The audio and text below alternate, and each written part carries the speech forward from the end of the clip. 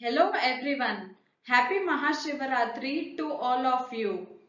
Let us begin with a small story. There were a group of students who used to daily complete their homeworks and study all the questions and answers. But they couldn't achieve desired level of success in their examination. So one day all the students approached the teacher and asked the same. The teacher wisely quoted, "The difference between ordinary and extraordinary is that little extra." Then the students realized that it is not only doing homeworks and reading the questions and answers, it is all about having a deep understanding of the concept and asking the required doubts in the class itself. This changed their level of thinking, and the same quote they carried forward to their colleges also.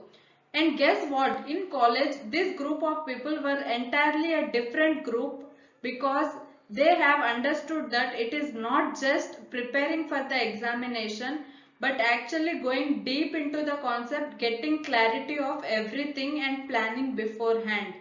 Connecting this with the CA students, most of the CA students whom I have mentored in the previous 15 days have asked me the same. Ma'am, I wrote, I am studying 16 hours per day. I am daily working hard, but why I am failing in the exam? The main reason is you are planning only for the February, March and April months only. Did you plan for the month of May, which is the most important month of your exam? Did you plan that 1.5 day before the exam? How you gonna cover the whole syllabus? Do you have summary in hand and did you mark the sums as A, B, C category? A category being the most important which you have to see even before the exams. Do you have that 1.5 day theory summary in hand with you? The question is no for 90% of the students. See, it is very important for you not only plan, you are just one step away from the success and that moment you are failing to plan. On spot you are taking lots of stress before the exam and you think to cover everything from scratch. Students, revision means it's not starting from the scratch again and revising the entire concept. Revision means you have to have summary in hand which you can prepare very quickly for the exam. Do not start each of the revisions again from the scratch, reading line to line. This is not the way it should be prepared. So the difference between ordinary, the person who is clearing and who is not clearing the exam is that little extra effort only. Do not sit the 16 hours continuously to study. Make sure that your brain has even sufficient breaks also. After each 45 minutes, take a 15 minutes gap. Now you might tell that, ma'am, this 15 minutes is wasted. No, it's not wasted. This 15 minutes, sleep, go and talk with your friends, parents, whomsoever you want to. Because this will increase your productivity by 2x. It's important for you to increase your productivity rather than sitting just simply 16 hours a day in front of the book and not putting your mind inside the question. Just sit today after this session, count the productive hours you have spent per day. I am talking about the productive hours and not just simply sitting in the room and opening the book. You will see a very big change in you. Let me give you a quick introduction of mine. Myself, CA Preeti Lunya. I am a chartered accountant, mentor, influencer and a business analyst. Let us quickly move to the session. Session 4. If you have not watched my previous sessions, you can go to the YouTube channel of CA Test Series and you can watch the 3 sessions. This session is based on MCQs and case study based questions. How to solve case study based questions is the most frequent thing asked by most of the students. I'll give you an example for this. Being a North Indian, my mom put only chapati in my plate and asked me to eat. And I was like, Mom, how can I eat only chapati with no curry, no fruit, no salad, no sweet? Do you think only chapati I can eat, or if you are eating only rice, you can eat only the rice? with no curd or no curry, anything? Do you think it is enough? The same way, when you are studying case study based questions, when you are solving it, if you give just simply the solution, is it enough?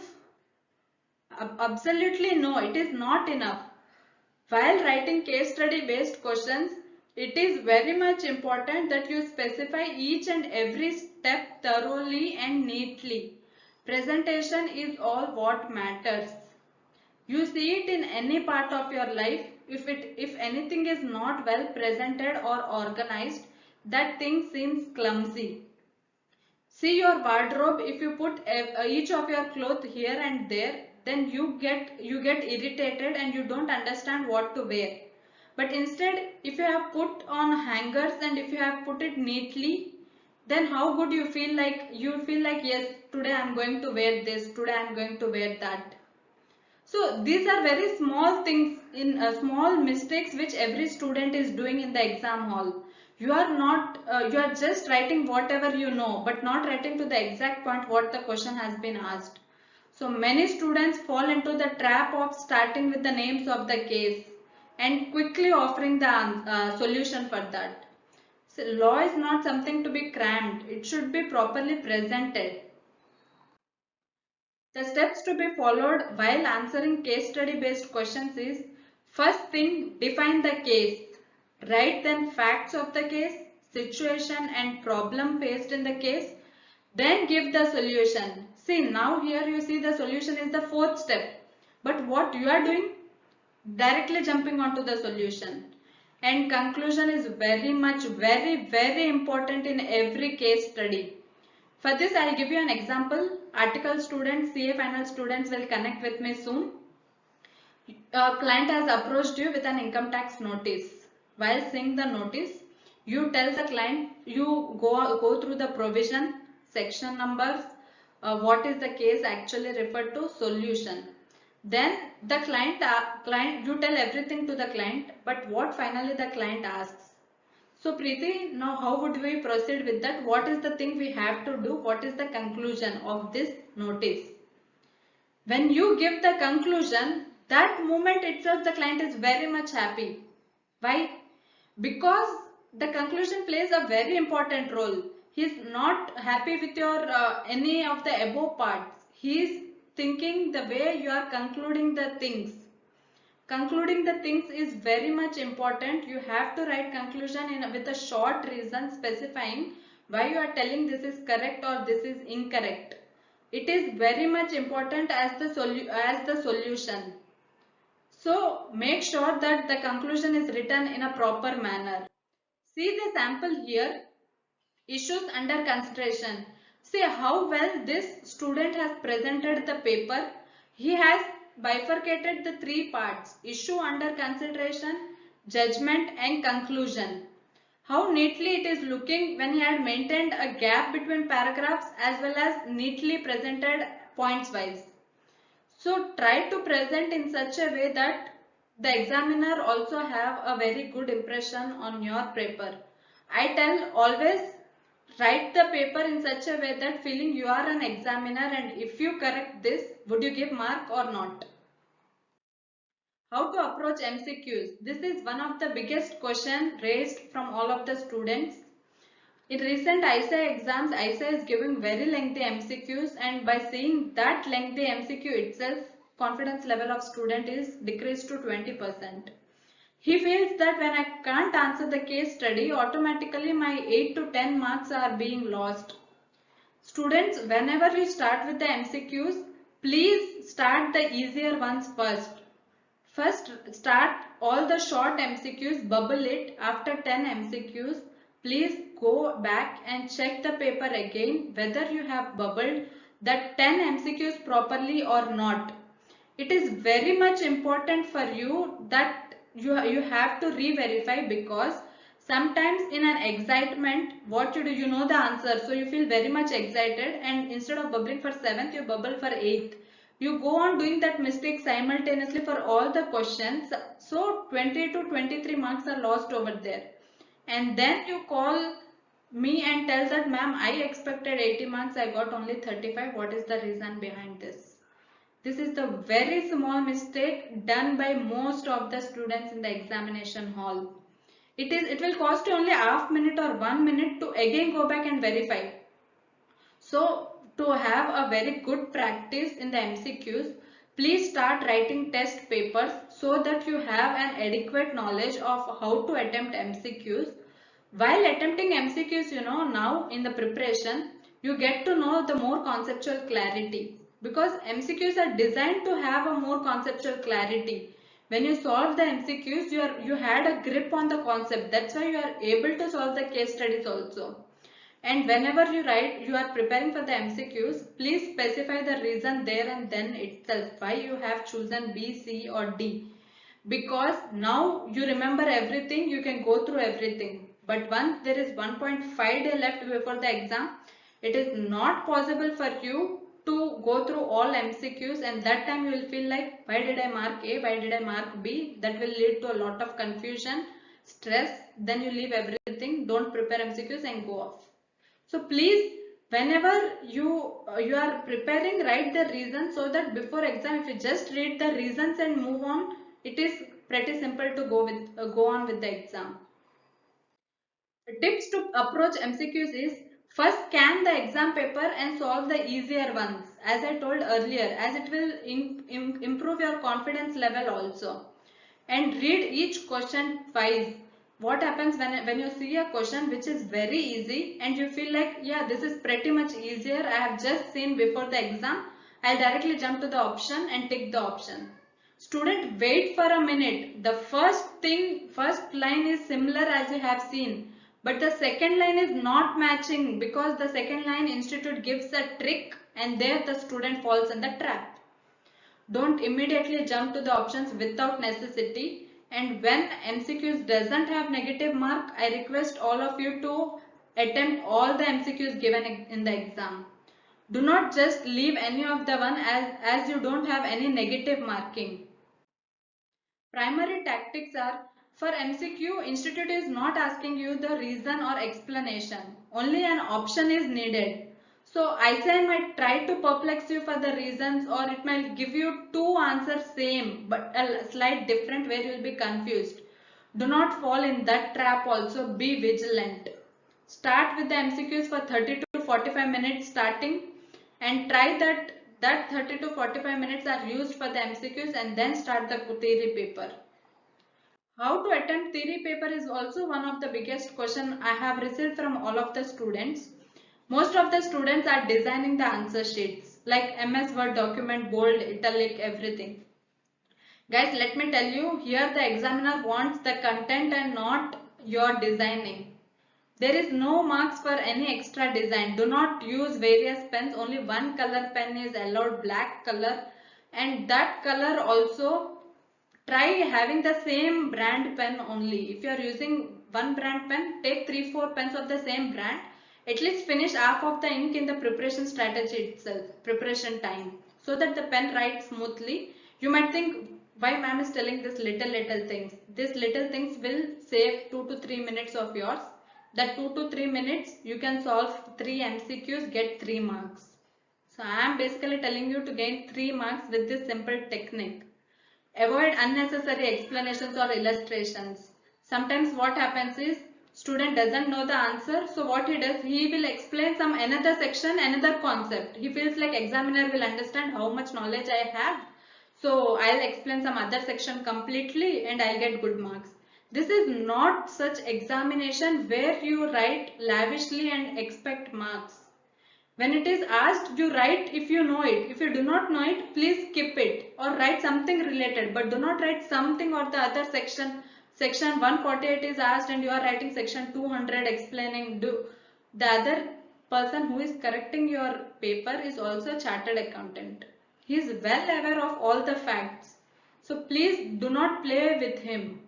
He plays a very important role in your answer sheet. If your answer looks good and neatly presented, he is the one who will award you the marks, which will lead to your clearing the exams.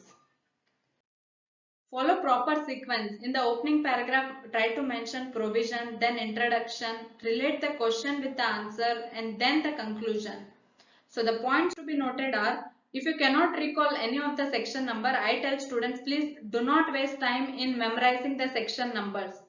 If you know it, well and good, quote it. But if you do not know it, please do not waste time in thinking what should I do, whether this is correct or wrong. Only your half or 1 mark will be reduced, but your time is wasted, right? That time and preparation time also you'll miss that one revision. See, you have to write compulsorily as per the provision of Companies Act 2013. That is the act in which it was incorporated. The year in which this Companies Act was incorporated is pretty much important. So you don't write as per the provisions of Companies Act and come blindly. Write as per the provisions of Companies Act 2013. So when writing a correct answer, it is crucial to be presented in an appropriate manner. There are specific rationales behind the formulation of laws. So it is essential to approach from the perspective of thief. You can answer the questions better. Once all the relevant details have been presented by you, please write a conclusion whether it is correct, incorrect, yes or no as asked in the question. It is recommended to incorporate technical terms for the law subjects and keywords for audit subjects, which are very much important. Rest of them you can write it on your own, but the technical terms and keywords should be there in your answer. So it is crucial to provide precise and concise answers. Examiner can, within 10 seconds, you can understand whether you have the concept clarity or not, or you are just simply dragging. See this sample paper. In this, the question was asked was, compare between pull and push model. The student was little bit confused. He did not leave any space between the paragraphs. Generally, when comparisons are asked, please segregate the paper into two parts, so that at least this is the pull model, this is push model. If you do not know properly the comparison, then at least have a gap, write point wise neatly presented. Do not write this way. The mistakes in the previous image were, student has chosen a paragraph format even though the information is relatively sparse. It is looking awkward, whereas the student has initiated the second part of the question without leaving any space in middle. After writing each paragraph, please leave one line space in middle and then continue the next. It is recommended to write the question number at the center of the page, center and even the left side also. If you write a question number at the center of the page, the examiner finds it very easy to understand which question you are answering. Tactics. It is advisable to write all subparts of the question line wise. Suppose question number 2 has 5 bits in it, write 2, 1, 2, 3, 4, 5. If you do not know any of them, please leave appropriate gap there itself. Do not take that question number 2 third part to the last of the answer sheet. This is not the correct way to be presented. You have to present question number completely at one time only. You should not segregate question number 2 part wise in middle of the answer sheets. It is for each subjects like ISCA, ITSM, EISSM, it is advisable to write answers in points as they are generally point based. So in such exam, there is typically a set of points you are expected, and if you do not remember the points, please in the preparation itself put mnemonics or a story which will connect you to the answer, so that you remember the story and at least you can move on with the presentation. Audit presentation should be in such a way that if you are writing answers in paragraphs, do not write one paragraph in one whole page. One paragraph, write 4 to 5 lines, leave one line gap, again another paragraph. Please maintain presentation.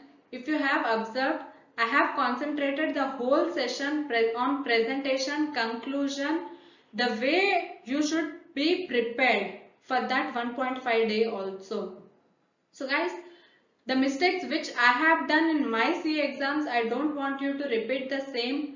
Please understand that every minute of yours is important, but ensure that you take proper breaks also. Do not continuously sit and study, as you will not understand your health now. But when it comes to the month of May, before the exams, you have enough stress, so that everything will combine and your health may affect. So I have seen a 20 years age student is having BP. I asked what is the reason behind this, and told ma'am I studied 16 hours daily per day. So the 3 months I did not understand. But once before the exam, I felt sick. I was having headache. My blood pressure has increased. I was feeling dull and I faint. He was literally unconscious. So guys, take care of the health also at the same time.